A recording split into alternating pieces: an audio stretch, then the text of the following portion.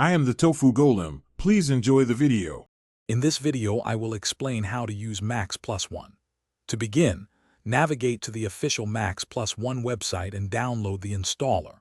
Before proceeding, confirm your computer meets the minimum system requirements, including at least 8 GB of RAM and a 2 GHz processor, for optimal performance.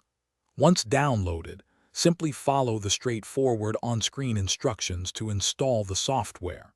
After a successful installation, you can launch Max Plus One and start exploring its features.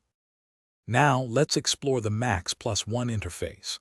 The main dashboard provides an overview of your current projects and essential tools.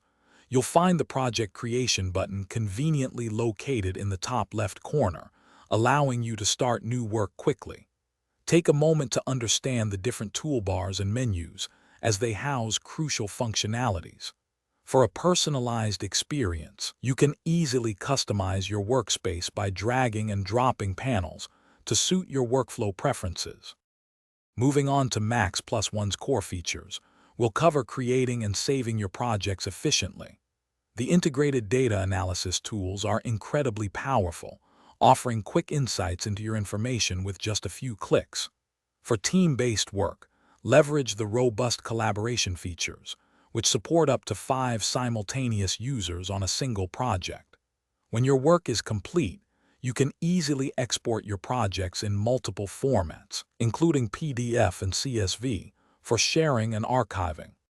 Finally, let's look at some advanced tips and troubleshooting strategies for Max Plus One. Boost your productivity significantly by learning and utilizing the various keyboard shortcuts available.